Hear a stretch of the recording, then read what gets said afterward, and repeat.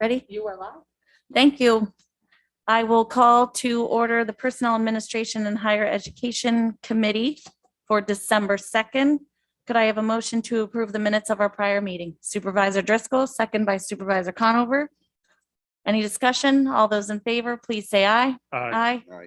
Opposed? That carries. Thank you. All right. Do we have anybody on from SUNY? No. Not this morning. All right. We do have a meeting. There is I want to say it's an executive committee meeting on Friday.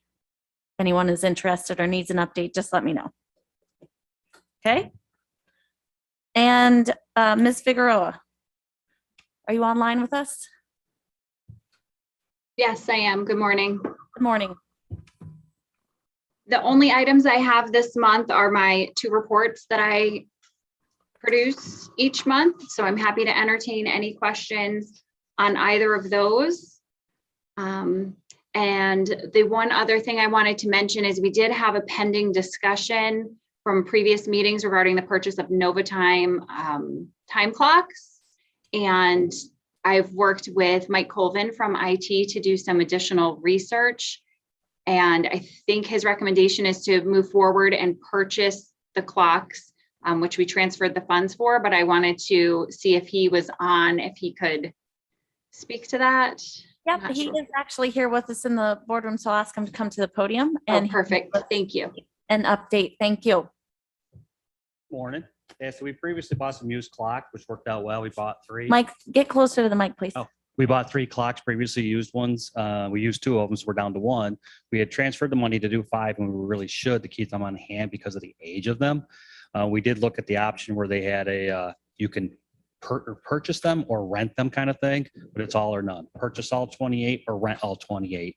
But if you do the math out, they want to, if you were to rent them, it's $127 a month. Sounds good until you go times 28 times 12 over a 5-year period. It's over $200,000. And for that same period, we can spend $98,000 and just buy them. And every day over 5 years, we're saving even more money. But we just need to have some on hand to keep moving, just due to the age of them. So we're getting almost 10 years out of them. So I would hope we just move forward to get the 5. And I still keep looking for the used ones where we can save money like we have done. Supervisor McGowan. Yeah, didn't we have a couple out on repair that were coming back to? Did they? I thought we had a couple on repair. Maybe I was. Yeah, there might have been one that was put back in service. Oh, all right. Then we just had 2 others that had failed that were very, very old clocks. I'm very pleased that you brought that up and we were able to find some used ones. And like you said, we discussed it and you said they really look slightly used. So whatever we can do to keep them on and keep us going, that to me is a lot cheaper than trying to buy new ones or trying to change those to run. So I keep moving on that one. So, yeah. Yeah. So we're asking us to buy the new ones that we had transferred before, but still keep looking for used ones. Just because when you go looking for used ones, if they're there, they're there. If they're not, they're not. So Mr. Colvin, we had already moved some money for you to buy new ones. You'll keep looking for used ones as they become available and you'll buy new as needed too. Correct. I have an automated notification if anything comes up that might fit what we're looking for. Okay. Nice. That sounds like a good plan of attack. Any further questions? Mike, just stay there for 1 second. Jackie, do you have anything further? No, that's all I had for today. Great. Any questions for Jackie? All right, I'm just going to skip over Trish for a second while Mike is up here. Go to number 4. Mr. Colvin, could you give us what's going on with that request? So looking for a resolution, just over a year ago, we got a resolution to extend our phone contract for 3 years. And it would be effective from when the construction of the service actually started. For many reasons, it didn't start till about a month and a half ago. But it's all done, it's in place, it's working. Our phone bill dropped $1,000 a month, so it's a good deal. Well, last week they did an automated offer. Says, hey, if you renew for 3 years, we'll give you $6,700 worth of credit. Well, consider my bill's only $1,900 a month. That's a pretty good deal. But it seems kind of fishy to say we just started our 3-year term a month and a half ago. If we start a new one, it doesn't add to the 3 years. It starts from the day we sign it. So if we were to sign it today, I'm only going to extend it a month and a half from what we already agreed to, and I get $6,700. The only caveat is it's an offer that comes and goes. And so it could be, it's there today because I checked, but it could be gone tomorrow. So what I'm asking for today is whatever the proper wording is to have to approve that we do this but to ratify the actions of the chairwoman to be able to electronically sign this today so we don't lose the offer. And it does seem very goofy as to how can we just be a month and a half into it, get all this money? And I've got correspondence with the sales rep saying it doesn't make any sense, but it's true. And yes, you'll get this money if you sign it before the offer disappears. They just don't know how long the offer is going to be there because it's an automated process. Okay, so we had just recently entered a new 3-year contract, but what he's saying is because of this promotion, if we re-enter it now, we'll get the 674608 in savings. But we would have to, by the time we get to the board meeting, we would be ratifying the chairwoman's execution of this contract. Mr. Elman, do you have any concerns with going in this direction? No. All right, could I have a motion to that effect and we'll get it on the floor? Supervisor McGowan, second by Supervisor Garrity. Thank you. Any discussion or further questions about going forward? Allowing that reauthorization. All right, all those in favor, please say aye. Aye. Opposed? That carries. Thank you for finding that, Mike. That's great. Thanks. Thanks, Mike. Anything else? No? Nope, I'm good. Okay. Thank you. All right, Ms. Nenninger, Good morning. good morning. We are lucky to be hiring into our civil service position, an employee from the county with 5 years experience. So we'd like to reflect some of that experience in the adjustment and amendment to the table of organization and salary schedule going from 39,973 to 43,045. Great. Okay, could I have a motion to bring this to the floor? Supervisor McGowan, Supervisor Driscoll. All right, this is in your packet, item 3. Are there any questions for Trish? We're excited you've been able to hire someone. So are we. All right. I'll call the question. All those in favor, please say aye. Aye. Opposed? That carries. Thank you.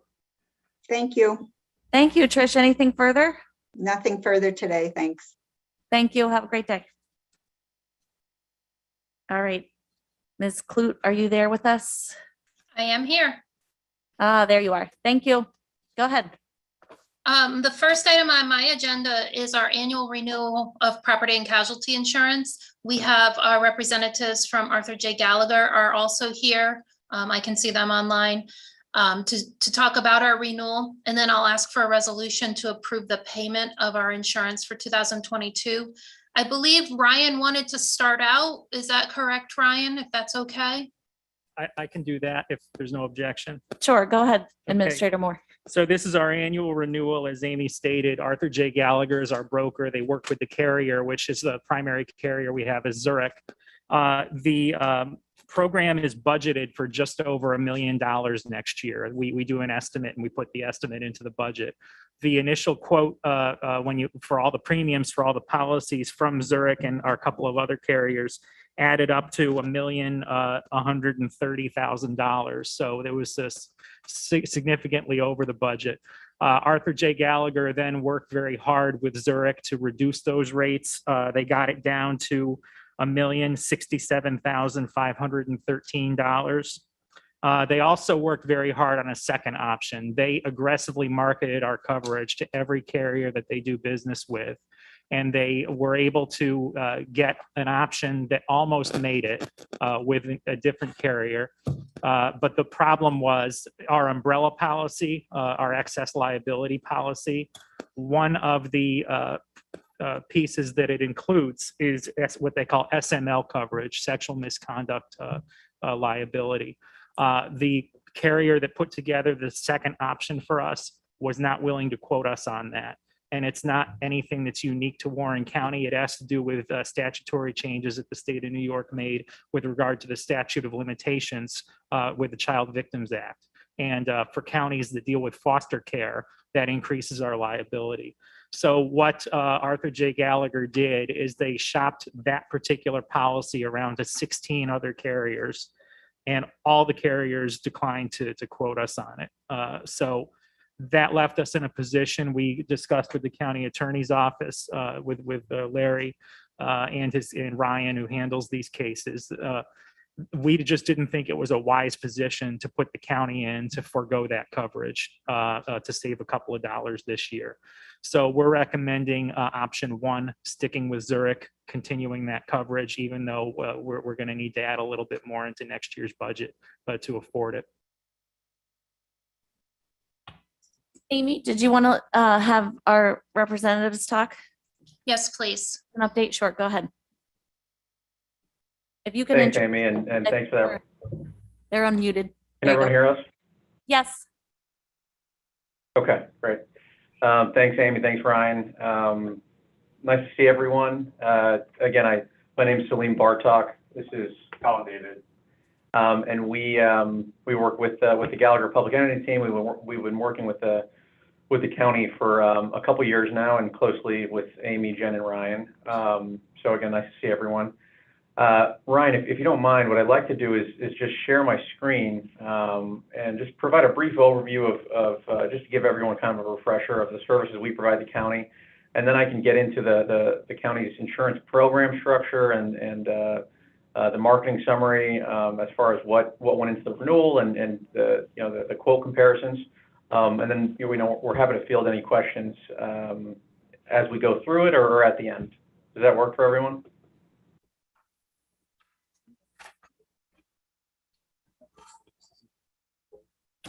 Yeah, okay. We're gonna, I think staff here allowed you to share your screen, but I will ask you, we have a long agenda today. So if you could try to just give us an expedited version of your services and get, give us more detail on the quote that you have for next year. Okay? Sure. If you don't mind. Fair Thank you. enough. Yep. Fair enough. Why don't we just go right into the program structure and the quote comparison? We'll make it brief. Okay. I don't want to rush you too much. You can cover what you need to. Don't want to rush you, but We can't Okay. we can't see anything yet though. Okay, let me share my screen here. Yep.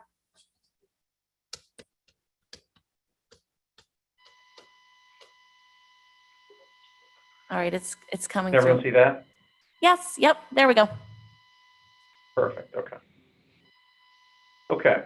So again, we will try to make this brief, but these are some, not all, but some of the more important services that we provide to the county, and we work very closely with Amy and Jen on providing. So the day-to-day services are up here, and they're pretty pretty commonplace. But as a broker, we go out and secure competitive insurance coverage for all lines of business. That's inclusive of excess workers' compensation, cyber liability, flood, all those different lines of coverage. We consult with the county to formulate a marketing strategy. We work with Amy and Jen to produce comprehensive underwriting data for the different insurance carriers we work with. We summarize the marketing results, and that's what we'll get into in a little bit here. We provide our consultation and recommendation as to which option the county should go with. And then ultimately just continually administer the county's program on a rolling basis, invoicing, policy issuance, auto ID cards, whatever Amy and Jen need from us. As far as the value-added services and the services that we really wanted to highlight that we've been working very hard with Amy and Jen over the past year or two to accomplish. Claims advocacy, that's a big piece of what we do. When a claim happens and it's reported to the insurance carrier, whether it's Zurich or someone else, we have one of our claim advocates step in and advocate on the county's behalf should there be some sort of coverage or claim dispute. Risk control, building walkthroughs, which we conducted with Amy and Jen last year. This past year, we developed what's called a Claims Connect report, which allowed us to determine the claim frequency and severity of the county's claims, and kind of broke it down by line of coverage. So gave us a good idea of where the problem areas are and how we can help in those areas. We met with the county attorney several times to review and strengthen insurance contracts and the risk transfer guidance that the county currently undertakes. And then lastly, we helped the county pretty recently here report claims to prior insurance carriers that have just recently come in. And they were, they had to be reported to carriers back in the 80s and 90s by tracking down those old policies through our contacts at various markets and kind of getting Amy to the right person so that she could report the claim and ultimately hopefully get coverage for the county from a carrier the county used to do business with. So again, that's a pretty high level overview of what we do. But what I'd like to do now is unless anyone has any questions, I'll get into the county's program structure. Yep, go ahead. Okay. Can everyone see that? Yeah. Yes. It's a little hard for us to read, but we can see it. How's that? Is that better? That's better. Yep. Okay. So again, this is the county's current and renewal insurance program structure, right? So it's just kind of a visual of all the different policies and how they're overlaid to give you an idea of what the county currently purchases and is insured for. So I'll Yeah. just go through it briefly. That's a nice visual. Just On the different pieces. Thank you. On the left here, this is the county's property insurance, right? So the county has property insurance with Zurich with a $157 million blanket limit and a $10,000 deductible. Again, that's property, inland marine, boiler and machinery, those types of things. These next three columns are all of the liability lines that are all with Zurich as well. So you look here, general liability. The county has $11 million worth of per occurrence coverage for general liability, with the primary layer and the umbrella layer stacked on top of each other. No deductible there. Now for law enforcement liability, public officials liability, and employment practices liability, same $11 million worth of coverage, but there's a $50,000 deductible tied to those lines. And then lastly, auto liability, no deductible, same $11 million of coverage between, again, primary and excess layers per accident. So that's the Zurich program here. This green column here is the healthcare general liability and professional liability. That's with Allied World, $5,000 deductible, $1 million worth of per occurrence coverage. The orange here is the county's crime policy, a $2 million per loss limit with a $20,000 deductible. This lighter blue here is the workers' compensation coverage for the county. So the county self-insures the first $2 million and purchases an excess workers' compensation policy here with Midwest that has a statutory limit tied to it, right? So essentially unlimited coverage if you were ever to breach that $2 million self-insured retention. And then lastly, the cyber insurance, which is really the hot topic of the year, I would say, with AIG. This is one that we aggressively marketed as well, $1 million limit with a $50,000 deductible. There are a few other policies that aren't included in the graphics, a few ancillary policies that I won't get into, but they're listed down here. Coverage for the Warren, Washington County IDAs down here, liability coverage for the airport, and a few others. So this is the county's current and moving forward will be the county's insurance program structure for 2022. I'll pause there real quick. Any questions on that? I'm not seeing any. Go ahead. Okay. Now we'll get into the quote comparison here. Okay, so again, I'll try to keep this brief and relatively high level, but to Ryan's point earlier, I think he summed it up pretty well. What happened was really this whole year and even going back to next year, the insurance marketplace for property insurance, liability insurance, cyber insurance, all the various lines of coverage the county purchases, has been very, very tough, and we're in what's called a hard market, right? So because of the types of claims and the amount of payouts that carriers have had to endure over the past couple of years, the insurance marketplace has gotten very tough in the sense that carriers are increasing their rates. They're cutting back on the amount of limits they're willing to offer. Sometimes they're implementing higher deductibles than we're used to seeing. So that all leads to again what we call a hardening marketplace. So because of that, we went to Ryan and Amy and Jen.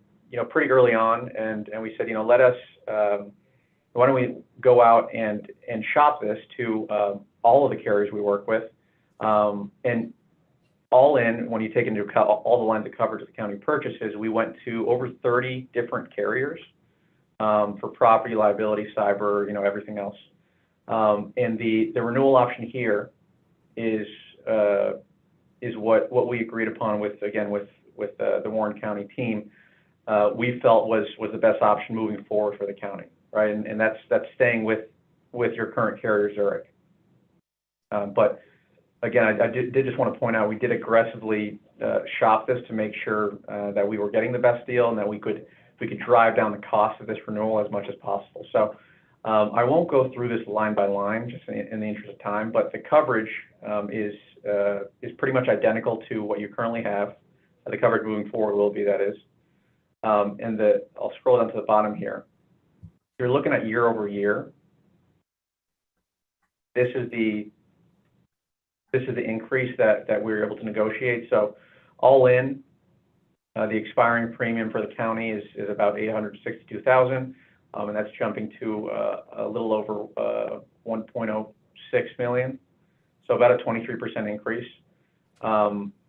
The initial quotes we received from Zurich and the other carriers came in at about 1.13, like Ryan alluded to earlier, and we were able to drive that cost down about 7%. So that took a lot of back and forth and negotiating with the various underwriters, but we were able to whittle them down to the number we have presented here.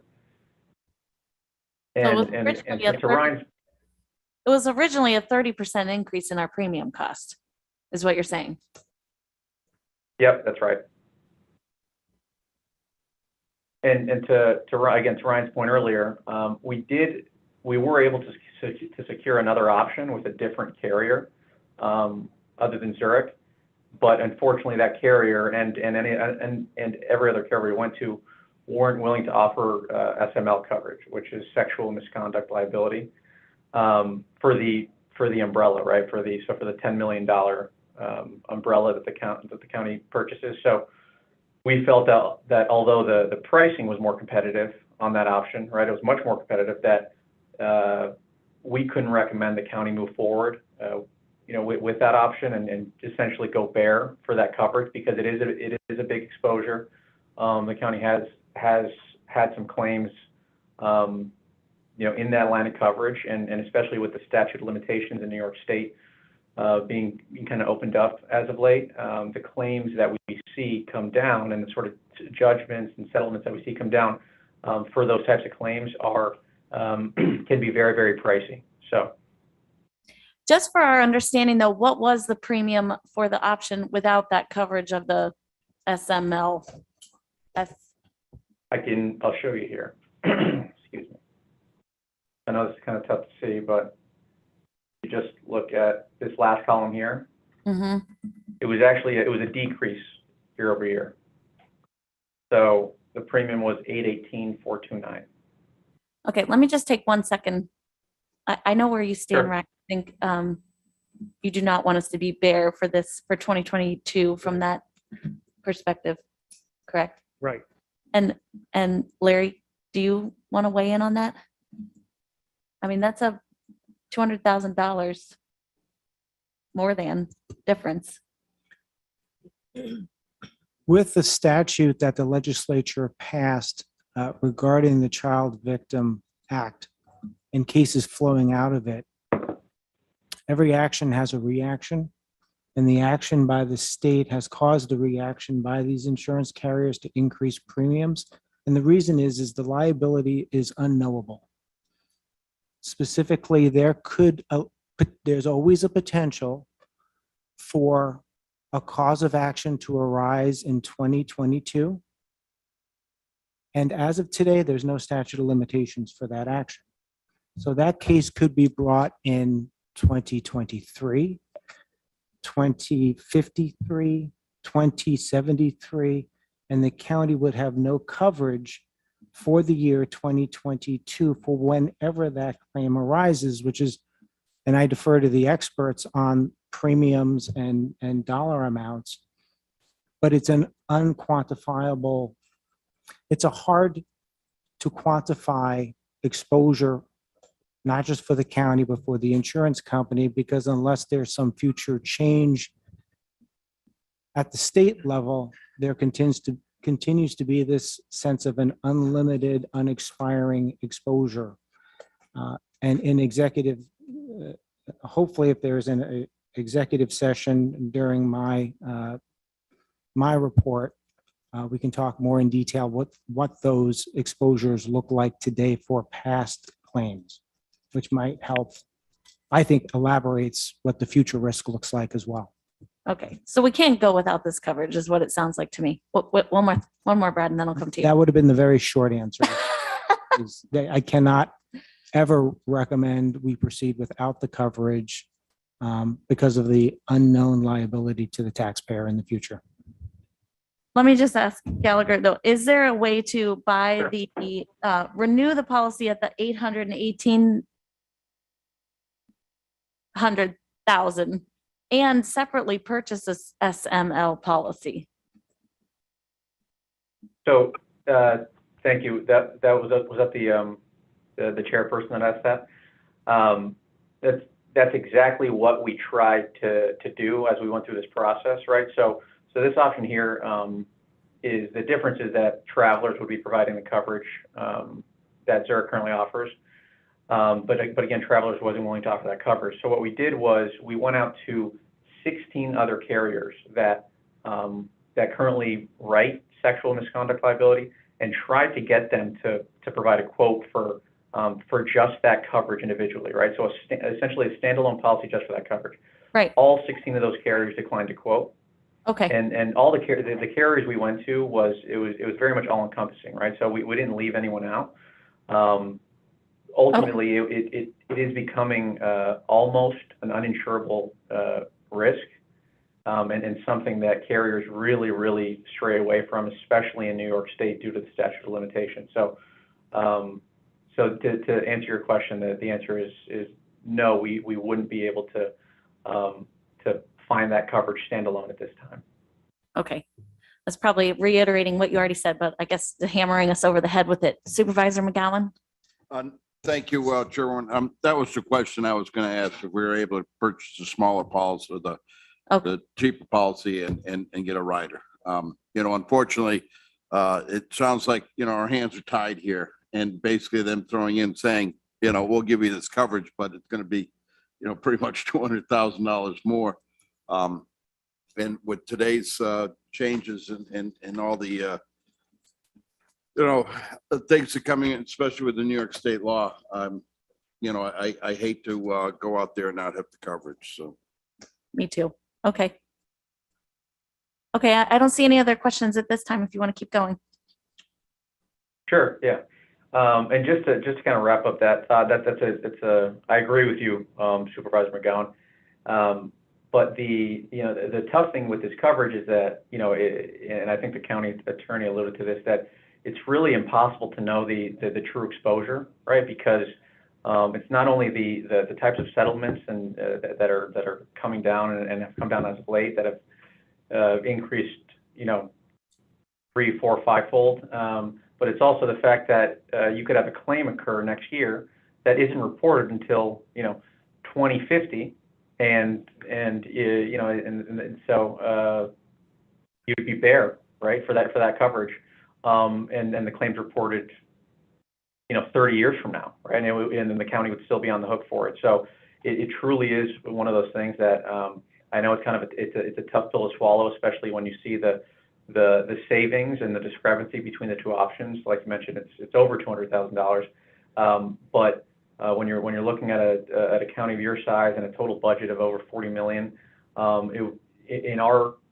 from our point of view, it wouldn't be prudent to go without the coverage for that savings, because it could lead to very, very costly claims in the future. And just as a sort of benchmarking point, the claims, a law firm that we work with recently ran a study, and the claims that they've seen come down in New York State associated to this type of coverage range the average claims range anywhere from 1.8 to 18 million, right? So you have a $5 million claim come in, which is again on the low end for an SML claim.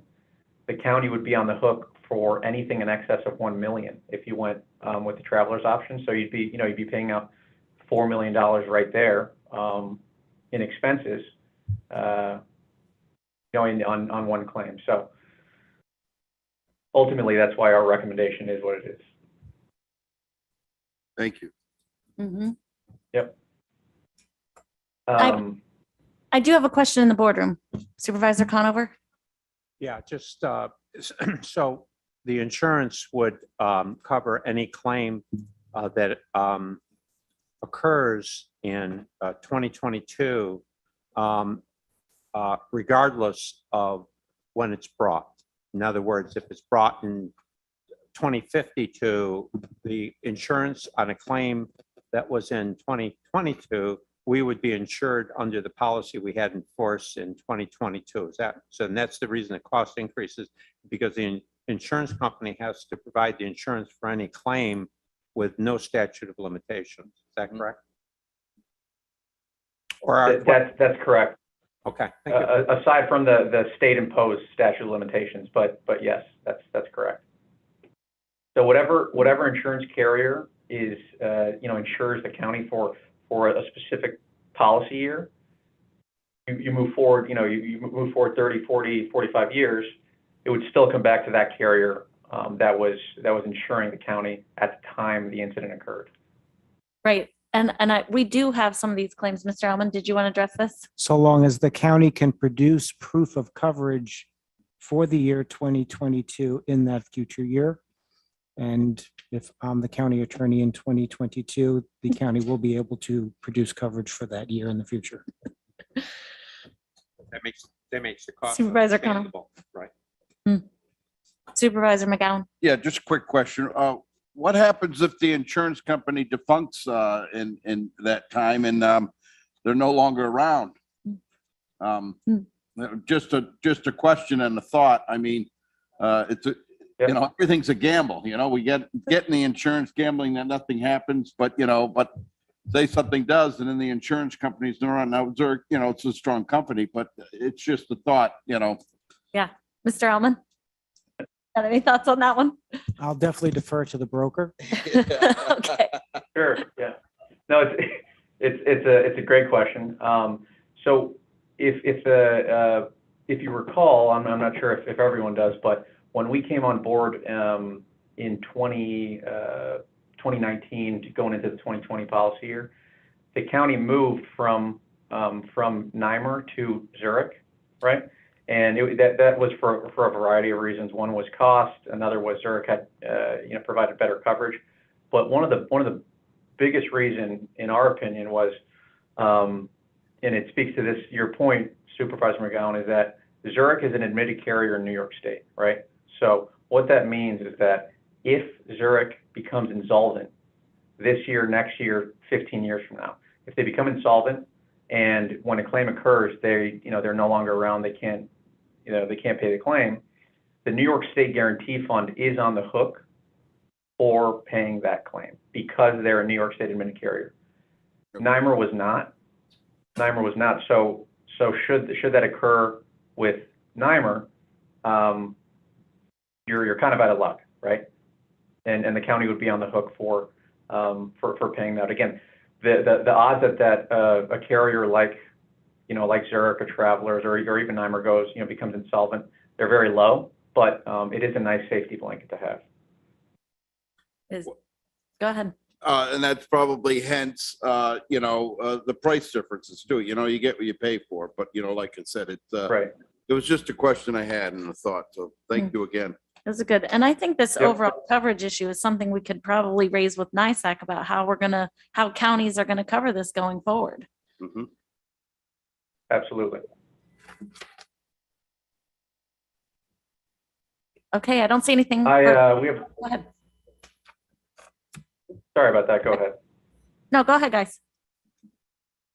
We're just going to wrap up here. We have one last slide that we just wanted to show the county, but give you an idea of your premiums historically, and I'll try to make this a little bigger. Did everyone see that? Yes. Yeah. So, this is going back to the 2016 policy year, right? The insurance marketplace is very cyclical in nature, right? And I think this graph shows that. But, I know this renewal is 23% increase. We're not happy as your broker and consultant. We're not happy with it. We're not happy with it with the carriers and what the marketplace is doing. I'm sure it's not, good news from your point of view. But to point out, if you go back to 2016, you're right around this coming year, you'll be right around that same level of insurance spend that you were in 2016. And if you take into account a hardening marketplace over the past 2.5 years and inflation, which is averaging, 5-6% a year, you're really not in a bad spot as a county. And you see these decreases and this increase here in 2019. We came on board here. So this decrease from 977 to 787, we saved the county about $200,000 when we came on board. So, I know the year-over-year comparison isn't great news, but if you look back 5 or 6 years, the county is in a pretty decent spot and saved a decent amount of money a couple of years ago. So. Well, that is a bit of positive news that the overall trend isn't too terrible. Thank you. Right. Any questions? Yeah, absolutely. All right, I don't see any other questions here. Thank you so much for zooming in with us and giving us this update and summary of your coverage areas and the new coverage. Thank you. That was very helpful. Thank you all. Thank you. We appreciate the time. Mhm. Amy, do you have anything before I take a motion for this 5A? I do not. All right. Could I have a motion to the effect of 5A, a request to authorize the renewal for 2022 property and casualty insurance in the amount not to exceed $1,065,000? Is that the correct amount? $1,067,513. Let's just make it Amy's got her $1,068,000. hand up. Amy, go ahead. I'm not sure. I had 1,062,000, Ryan, but I'm happy with 1,067,000. I put a little extra in there for changes that occur from the time that our brokers go to market until the renewal. An example of that would be we're adding that new building at the airport, the snow removal equipment building. So we want to make sure that we add a little and don't do the exact amount just for that reason, so we can pay the bills when they do come. I don't intend to use all the extra, but it's a cushion so that we can get the bills paid. Can you give me a number, Ryan, to recommend? Is that a large enough cushion, Amy, or do you need to go to $1,070,000? What do you think? Let's do the 1,070,000. Like I say, I don't anticipate, but that way we won't have to come back and hold up the bills. Sounds good to me. So to Thank you. that effect, $1,070,000. Supervisor McGowan, Yes. Supervisor Driscoll, and Garrity. Any further discussion? All those in favor, please say aye. Aye. Aye, opposed, that carries. All right, very good. Thank you, everybody, on that one. Thank you. Bye-bye. Okay, Amy, it looks like you are a very busy woman for B and C. Yes, I don't know how to say no. Item B is a request to authorize me to serve as the treasurer of the New York State Association of Self-Insured Counties for the years of 2022 and 2023. It's a 2-year term. This is some position I've held for quite a few years now. I've been on that board since 2006. So I just would like the resolution so that I can do those duties. Is that C as well? C is the Empire State Safety Association, very similar. It's a safety-oriented association. And the term is the same, 2022 and 23. Great. Could I have a motion for B and C? Thank you, Supervisor Garrity. Second by Supervisor McGowan. With our congratulations and thanks, and please don't work too hard. Thank you for all your hard work. Thank you. All those in favor, please say aye. Aye. Opposed? That carries. Thank you. Letter D Mhm. is the contract with Bill Lindoff of Pro Cuts. This is for our chainsaw safety training that we offer to all the participants in the self-insurance plan. It's for a contract term of next year. The amount that I'm requesting is 6 days, up to 6 days. I don't know that we'll use them all. His fee is $900 per day, plus we pay travel, the hotel and mileage. This is the same price we paid 2 years ago. And it comes out of the self-insurance fund. This is our most popular training by far. Our folks really appreciate the hands-on chainsaw training. Supervisor McGowan on the motion. Second by Supervisor Conover. Any discussion? Great program. Thank you. All those in favor, please say aye. Aye. Opposed? That carries. Anything else, Amy? I do have one other item just for discussion. The contract with the Arthur Gallagher brokers, the insurance brokers, expires December of 2022, which is almost a year from now, December 20th, I believe it is, 21st, 20th. And we have an option to extend that an additional 3 years. That was the result of an RFP in 2019. If we want to RFP, if we're not happy with their services, or it's just the will of this committee to RFP, we would need to start that process early in January. It's a very long, labor-intensive process to select an insurance broker. So that's why I'm bringing it to you today. I would like direction. I would like to extend that. Ryan and I have had conversations. I don't think there's any reason that I'm seeing that we wouldn't extend it, especially with the market so hard. I'm concerned we do a lot of work and not get any benefit out of it. So just for discussion, to make sure it's okay with you guys, a year from now, almost, we extend that agreement. We will not need board action for that. That's just an extension letter from purchasing. Administrator Moore? Yeah, I would agree with Amy's assessment there. If the intent is not to extend it, even though they have one more year out of their 3-year contract, we need to get started right away.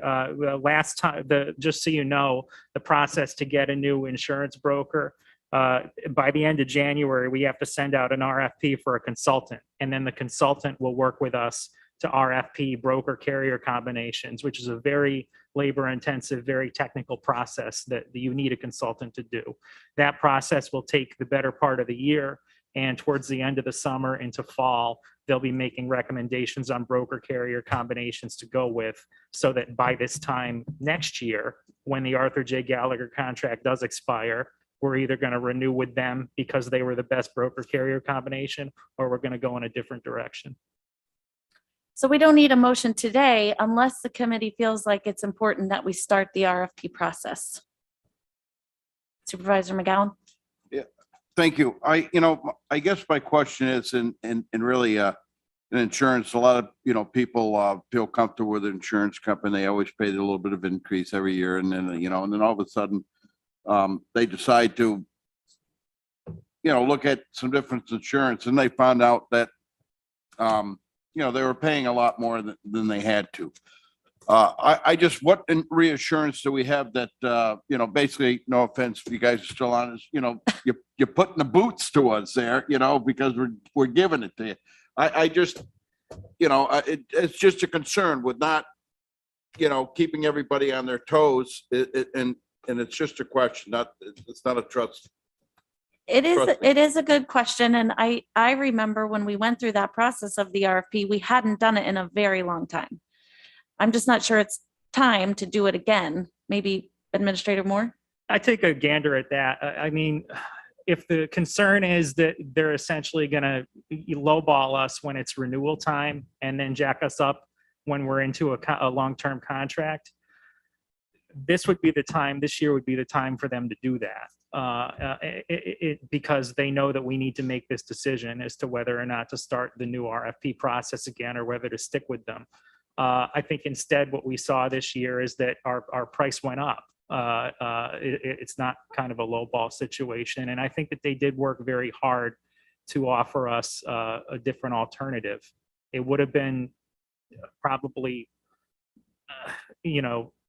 not to get into questions of ethics, but it may have been advantageous to them to really push us on the traveler's option. But they didn't believe it was a responsible option, and they recommended that we not do that. So I do have trust in them from that standpoint, that they're treating us well.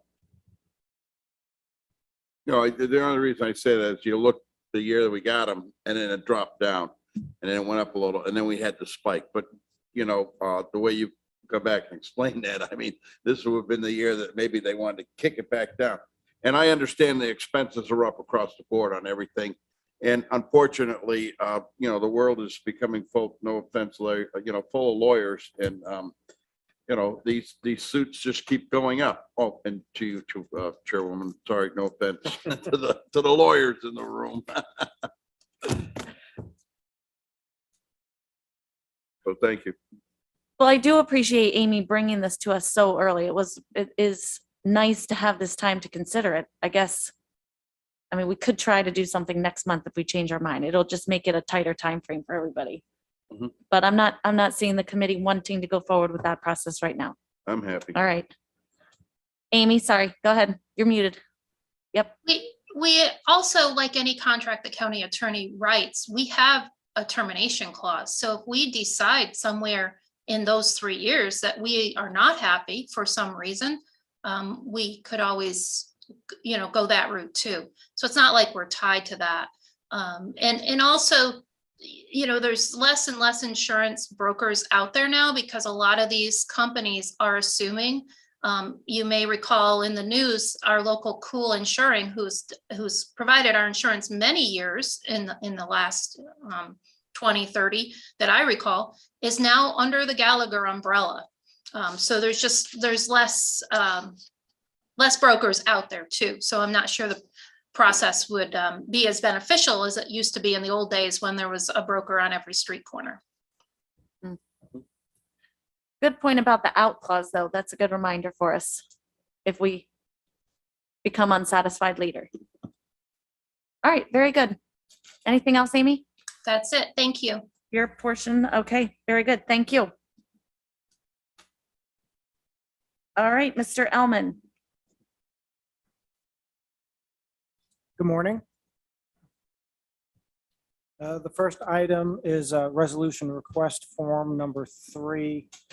It's a new contract with LexisNexis, which is one of the 2 main legal research platforms available for attorneys in the United States and in other countries as well. This came to my attention shortly after I joined the county. There's not much negotiation on these numbers and these contract numbers. They kind of use a fixed schedule. What I can say in my past experience is LexisNexis, their pricing tends to be lower than the competitor, which is Westlaw. I think based on my prior experience, these numbers for these contracts over the next 3 years are reasonable numbers. They actually appear lower than what I've seen for private law firms and what they're paying for a similar service. The company also only works in 3-year terms, 1 year with 1-year increases each year. The increases set forth are $5 a month into 2023 of an increase and a $6 increase into the 3rd year of the contract. I'd ask the board to approve this. Absent this contract, the county attorney's office will not have legal research capabilities at our desktop or here in the boardroom as of January 1st, because that's when the current contract expires. Supervisor Garrity on the motion. Yes. Thank you. Second, Supervisor McGowan. Any further discussion? Thank you, Mr. Elman, for bringing this forward and researching the options. One matter I would like to just kind of touch on, because I'm not sure how much it's been addressed in the past. And it's really the coordination that my office does with the treasurer's office and real property tax services on an ongoing basis concerning delinquent properties in Warren County. The process for tax foreclosure starts later in 2022 But the process of obtaining compliance starts with the treasurer's office, my office, and Real Tax Property Services, August 20th, give or take. So for example, on August 20th of this year, my office received from the treasurer's office a list of 441 parcels that had delinquent taxes as of that date. Before the tax foreclosure process even begins, there's a series of letters that go out to remind and encourage not only primary owners of properties, but any lien holders that we can identify on record of the status of the taxes. And the goal of those letters is to try to reduce the total number of delinquent properties as much as we possibly can before there's any need to move forward with the more formal tax foreclosure process. About 882 letters were issued already for either primary owners or lien holders to encourage and advise them of their status. Through the end of November, it's my understanding that the treasurer's office has been able to collect 155 unpaid delinquent taxes from those 441 parcels. And currently my office, with the assistance of the treasurer's office, is monitoring the remaining 286 parcels that still have unpaid taxes. In November, 29 parcels paid. I'm not saying it's in relation to this process that's in place before tax foreclosure starts, but I think every possible time you can touch the property owner and the taxpayer to encourage them to take care of the issue encourages compliance so that we can reduce the number going forward into tax foreclosure. And then the only other piece on that, I'd like to just make sure the board's aware, there were 19 properties that had filed COVID hardships during 2021 and therefore were not included in the foreclosure proceedings for last year. Currently, the COVID hardship exclusion or restriction for foreclosures is scheduled to end in January. It's unknown whether that will be renewed going into 2022. If it is not renewed, 17 of those properties still have unpaid taxes. 2 of the properties that filed hardships have paid their tax arrears. Those 17 would be included in the 2022 numbers. If the exemption or limitation on lawsuit is expanded, then it's possible they will continue to not be on the list in 2022.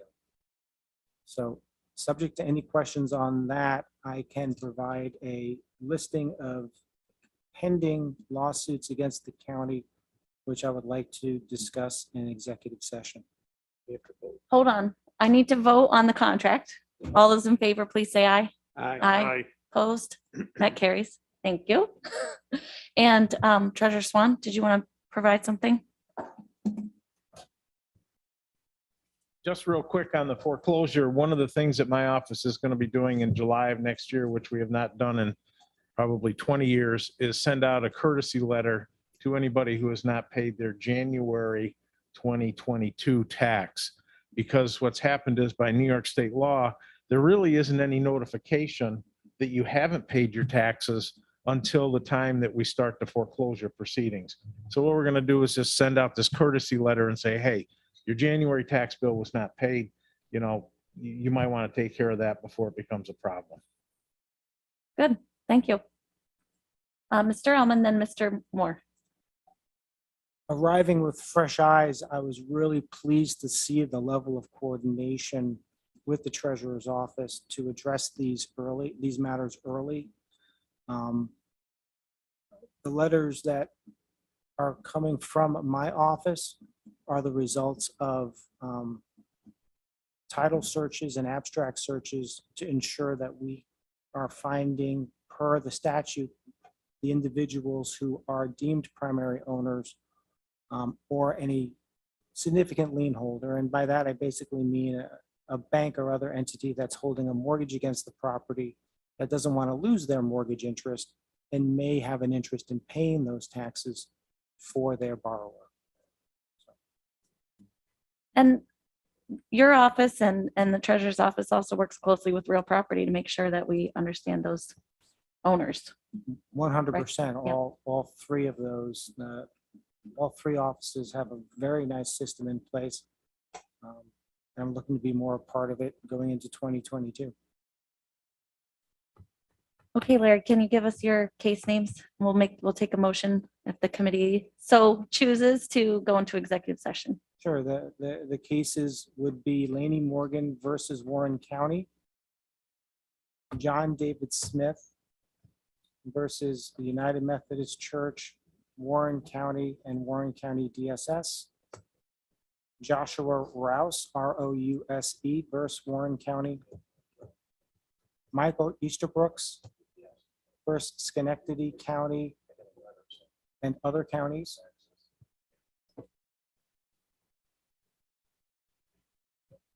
Forest Enterprises versus Warren County, June Maxim versus Pamela Vogel, Warren County Clerk and others.